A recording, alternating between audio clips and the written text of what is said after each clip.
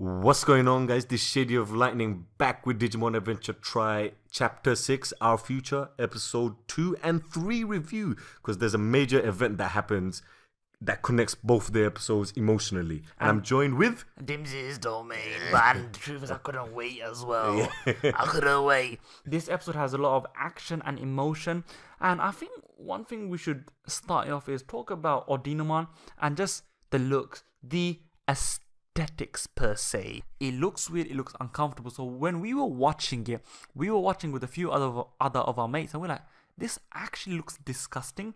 And one of them described it as Davy Jones from Pirates of the Caribbean. It's just, it looks weird. It looks like something out of Deadpool or, Carnage from Spider-Man. Like Carnage, with the tentacle sludge. Yeah, but the problem is, with Carnage or Venom, you have that texture. The symbiote. The texture of the symbiotic skin. But this one feels like you look at. It's like the wings itself is a symbiote. Yeah, but you look at Ordinemon. Apart from the wings, first the wings are quite cool, but her skin, it just looks so slimy and smooth.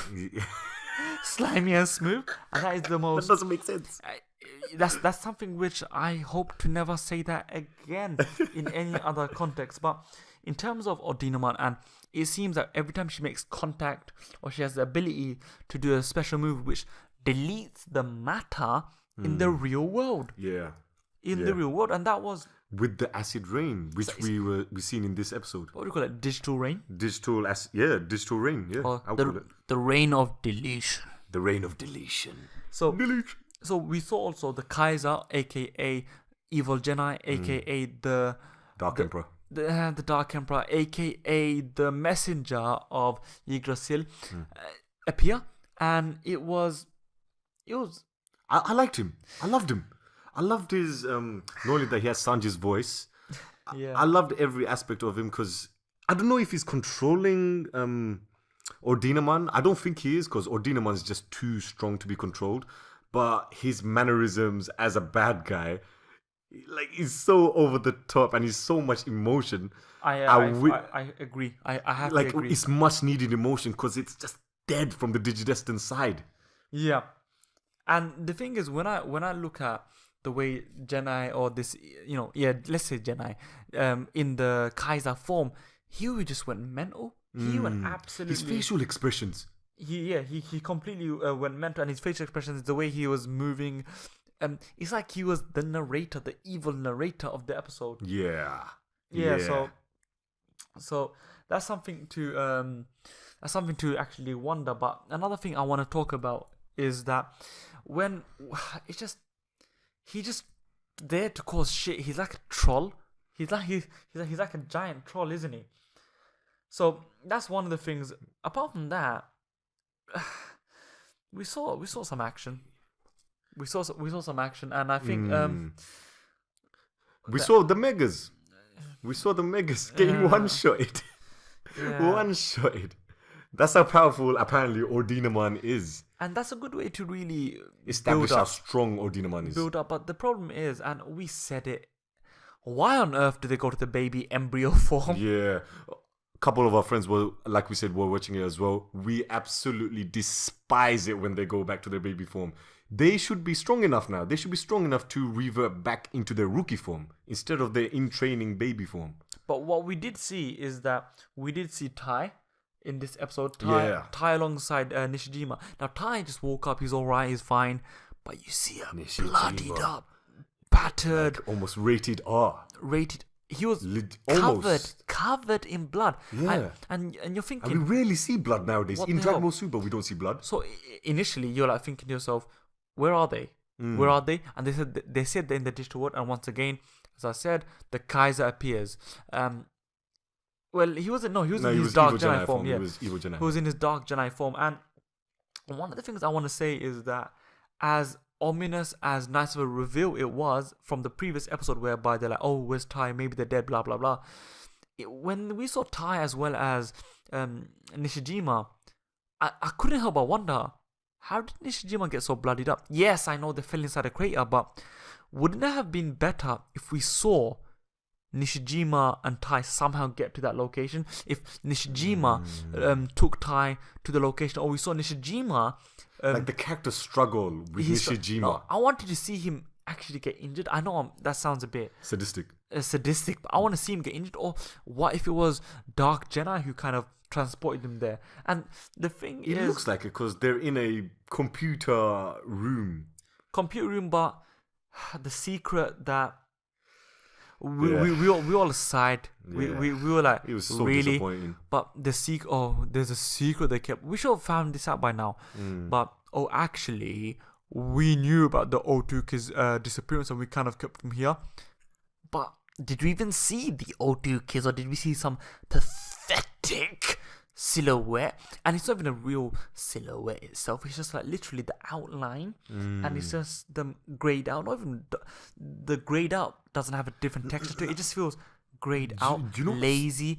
Were they too bored, or were they just not bothered to animate? Do you know what's details? stupid about it? Yeah, it's like we know it's the O2 kids. It's not like a big shock. So why have them in silhouette? No, mate, they named them. They named them. Exactly. First name and surname as well, my friend. Sense. So it's something which really baffled so the mind. dumb. However, That was dumb. However, suddenly, oh no, it's gonna blow up and whatnot. So no, the life support machine. What's his name? Evil Jedi said, if you turn off the life support, like if you transfer them, you guys die, and if no, something like that. No, he said that we can transfer them to the real world. However, we also just Yggdrasil is so merciful that they're gonna allow you to transfer. Oh no, there's only one pod. Oh yeah, and there's two of you. One pod, yeah. So then they have to decide in that sense. We will talk about what the conclusion for that was, but regarding just that, it felt too cliche, and it felt like out of nothing. It honestly just felt so random. Now, as amazing of a reveal that should have been, and it should have been like a good character moment between Tai, between Nishijima, it felt a bit hollow when Nishijima then said, oh, by the way, we knew about this, but what happened was the O2 kids found out about Yggdrasil's plans. Yeah. I have a question for that. And then after that, Yggdrasil's will was to eliminate them. I have a question about that. And then Maki aligned herself with Yggdrasil. I have a question about that. And then Maki is the one who took out the O2 kids. Yeah. I have a question about that. When Alphamon, remember we saw in the first film. Oh, that's my question. Alphamon. Don't take away my question. So the point is, if I were to go to the first question, what were the O2 kids doing if they were proactively looking and investigating in the digital world to know about Yggdrasil's plan? Yeah, exactly. So what on earth were they doing? How did they come across this plan? Who were they in contact with? Did they speak to Alphamon? Did they speak to Hackmon? Did they speak to Evil Jedi? And why did the O2 kids know about this and not the original Digidestined? Why were the O2 kids active in terms of their Digidestined duty? It just shows that they're better than the original. Now, question number 2 was regarding Yggdrasil want to take them out. If Yggdrasil want to take them out, why didn't Yggdrasil take out every Digidestined in general? Why those? Is it just because they found out about the plan? And the third, and he never really killed them because they're still alive. Yeah, or maybe was it a failed attempt because they're on life support? Are they in an induced coma, or were they saved just in a digital coma at the end? Question number 3 is Maki. How did Maki take them out? Honestly, how on earth did Maki take him out?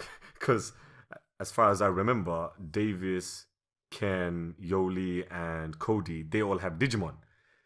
Maki doesn't have any Digimon. What did she do? She used her guns to immobilize the Digimon. But then this is the final question. Was it really Alphamon that took out the O2 cast, or did he find the remnants at the end? It could be Alphamon, because as we sort of know, Alphamon is, with Yggdrasil. But we only think she's Alphamon is part of Yggdrasil or aligned or affiliated with Yggdrasil is because Alphamon battled Jesmon, who is affiliated with Homeostasis, as well as Alphamon, if he was responsible for taking out the O2 kids, and we know that Yggdrasil don't like the O2 kids, so you can connect the dots and therefore put that together. But I don't know. I really, really do not know.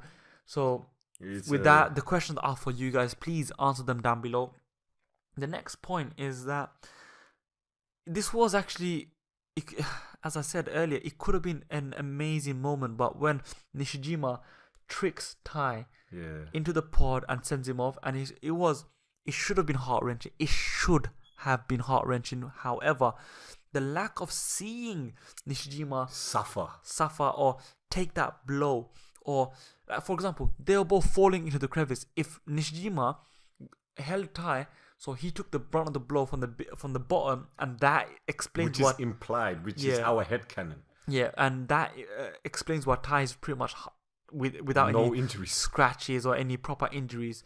So if we saw that could have made the death of Nishijima, the sacrifice of Nishijima, more impactful. But a mate of ours told us that, hey, actually, remember that Nishijima has always looked out for all the Digidestins back from day one. Yeah. So we should have felt the impact from there.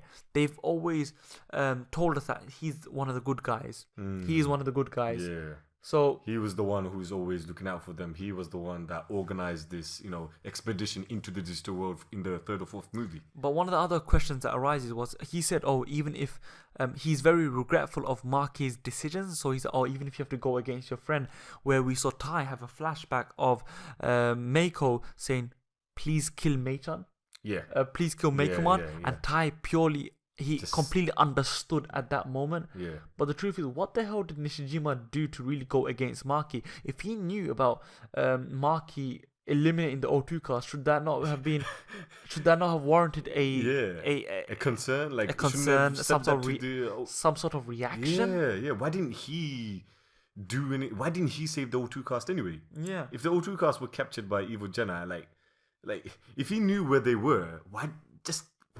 Why didn't he go and save them? So that could have been extra backup right there. So with that, I'll just end the questioning and I'll end the review itself. I'll say it's a good old episode in terms of what the questions it was asking. However, what I would say is that the failure in logic really left me to still question.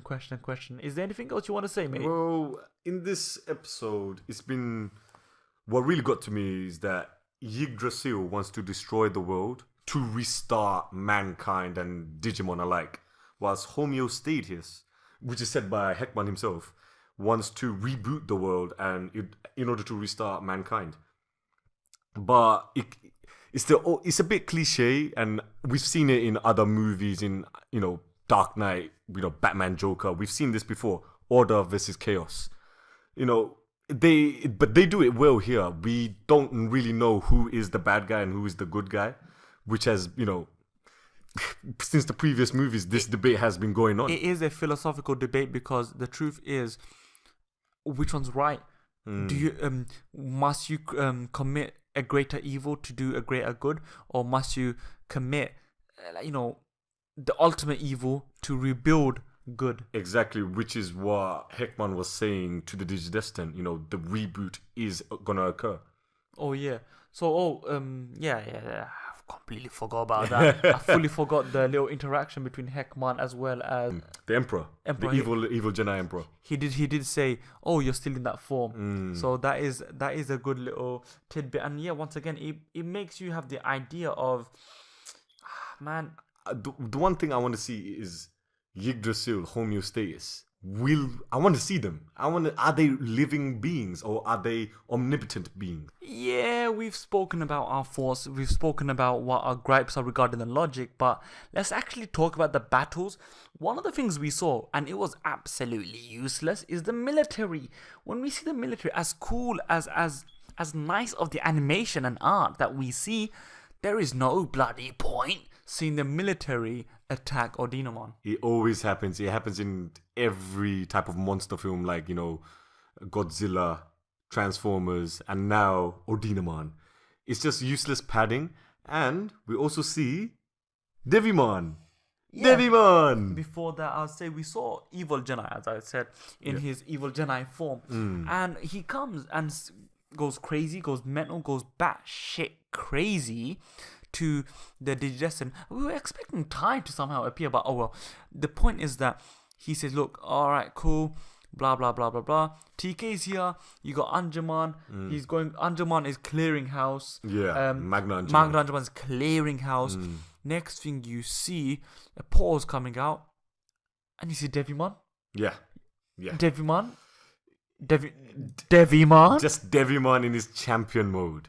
You know, like it's not even it's not even in his mega form. He's just in his champion mode, and he's going toe to toe with Magna Angemon.